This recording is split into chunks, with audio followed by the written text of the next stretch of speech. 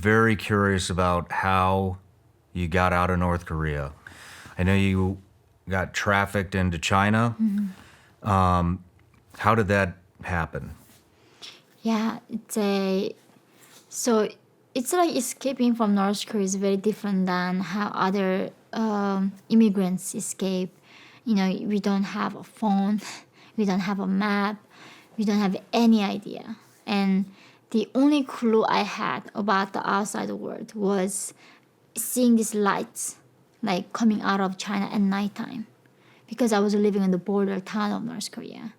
And that's my family and I had some clue that maybe they are better off over there.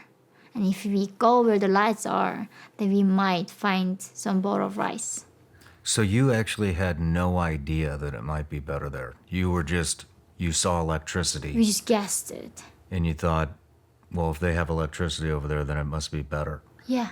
I saw on a documentary that one of the satellites, if you look at North Korea over satellite, it's a big black spot at nighttime Yeah. where you see South Korea has energy, China has energy, and then North Korea is just it's just darkness It's because there is a no electricity at night. yeah, it's the darkest place in the world right now. So you saw electricity on the other side of the river, and that's all you had to go off of. Yeah. Just go. Let's go where the lights are. Let's go. Maybe if we go there, we can find something to eat. And I was 13 years old. I was something around 50 pounds, like very tiny, literally, about to die from starvation. And my sister escaped first, and she left me a note saying that go find this lady. She will help you to escape. And I went to her, and she said she could help me to go to China. And she said once you go to China, you will find your sister, and everything will be okay. But we didn't really ask follow-up questions, and also at the time it really didn't matter, because if we didn't escape, you're going to die anyway. So there was no point of even asking, why are you helping me for free? So was there any fear at all, knowing now that the complete mind control? You had mentioned earlier that you thought that the state could actually read your mind. Yeah. That's how brainwashed you were. So was there any fear knowing that, or was Yeah. it, I'm gonna die, so I'm either gonna die here and I'll chance it there? So this is the thing about people having hard time to understand North Koreans, right?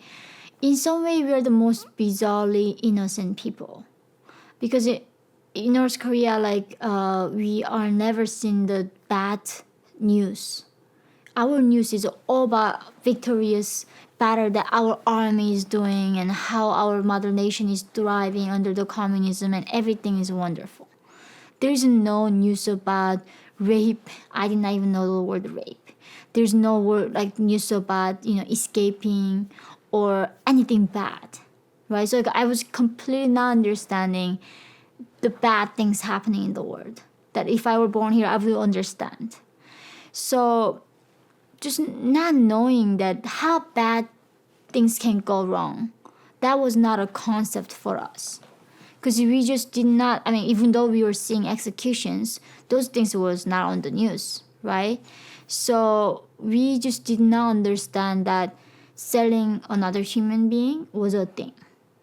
It was not a concept for me, and we didn't even have the vocabulary for human trafficking, or even freedom was there, right? So I think that was the thing, just we did not understand anything at the time. How fast did this situation develop? That morning, I found a lady, and she said I could go that night. It was that quick. Yeah, So the we're looking same at day. 12 hours. And then my mother wanted to go home to tell my father that we are escaping. And that time we didn't even know the word escaping. It was not, we were just going somewhere to find sister. And we knew that it was dangerous to get caught, but I did not even know the word escape was there. We were like, okay, we cannot get caught because the guards are gonna shoot us if they see us. And I told my mom, we're gonna come back. I thought I saw somehow going back there. I thought it was temporarily we go to China, we find the sister, we find food and come back home. So I told my mom, like, if you tell him he's not gonna let us go, like, you cannot tell him that. And my mom was like, then I cannot go. I cannot leave him alone. I was like, I just had a feeling if I left my mom there that she's gonna die from starvation. It's like, no, you have to come with me. So she so much trusts me, who's 13 years old, like younger. And she came with me. So we she introduced us to another guy who was going to actually take us through that journey of crossing the river, because that journey is very dangerous and she couldn't do it herself. And we had to climb a lot of different like path of rocky mountains, and then found a spot that was least seen by the people. And I think they bribed the guard on that post of the guard, and we Okay. crossed the river through there. Is the woman that helped you escape, is she North Korean? Yeah, she was North Korean. Do you and have any idea how she made the connections to she, traffic people out? I heard that she initially sold her own daughters. And you would think it's a crazy thing to do as a mother. And if I were in North Korea, I would have done the same thing. Because that was the only way that I would ensure my child not dying from starvation. Like, I heard that she sold two of her daughters to China. And then at the time she was pregnant. And I think at this point, she rescued me. If she didn't sell me that day, I'd be dead. And I heard she got executed after we left, and she got caught and authority executed her for that. So, of course, like, regime executes anybody, let them escape. But that's how she got into the job, because she couldn't feed her children anymore. She had to find a way to make sure that her daughter lives. And that was the way she found that she had to send her daughter to China. How did she make the connections in China to sell her children? That I'm not quite sure, but a lot of them, now it's impossible, but back then, the regime did not crack down on escaping as much. In the 90s, there's so many people dying from starvation. Even authorities could not track down who is dead where. Like in North Korea, when we say goodbye to my mom when I was younger, like, there's no guarantee I'm gonna see her again. Because there's no call, there's no letter you can write, there's no email. If she goes out and she didn't find food that day and died, that was it. I will never ever see her again. So many people were lost like that regime just didn't care at the time. And Kim Jong-il thought, he did not think the defectors gonna escape and go to South Korea and then speaking out and exposing the regime that way. So he was like, yeah, if they wanna go, let them go, that's fine. And then they realized by the early 2000, the defectors go and then become spokesperson. Then they expose what's happening inside us. That's when they realized we need to crack down on the escaping. Okay. So that's why it became harder by 2003, and I escaped 2007.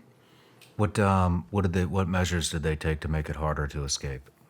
Each year was different. Like in the beginning, they would build these fences, and then they add a high electrified wire fence, right? Like political prison camps, there's electrified wire fences. Okay. And then they would give the shoot to kill order for the guards with the machine guns. Like, if you see anybody, just shoot them. Don't bother to catch them. And then they were asking China to help. China would install the facial recognition cameras with electrified wire fences again. Everywhere the cameras and the Chinese guards on the other side. And then that was not enough, so they burying the landmines entire through the border. And then they evacuate the citizens out of all the border towns inside now. So they are bringing new measures now. There's completely facial recognition cameras, landmines, electrified fences, both China, both North Korean side. That it just became impossible to escape now. So it's damn near impossible to get out of there Yeah, now. now nobody can escape. Nobody can get out of North Korea right now. What does the border to South Korea look like? That's DMZ. That's mostly heavily militarized zone in the world. Okay. They buried, tons of landmines. I mean, there is any single thing gonna cause a war between. I mean, the war never ended, right? If they are taking a break, so anything is a mini invasion. So that unless you're the guard that knows the path of invading the electrified wire fences and what time the electricity goes down, what time the post changing, and where the landmines are, unless you work there for like years, you not know that path. So the one soldier who was the border guarder at DMZ and escaping, he got shot like something 6 times. So almost nobody can escape through that border. Damn. Hey everybody, I'm Shawn Ryan. Click here to subscribe to the Shawn Ryan Show YouTube channel for the hottest and most compelling interviews that you will not see anywhere else. I've also made a playlist of all the previous SRS episodes so they're easy to find. You can find that right here.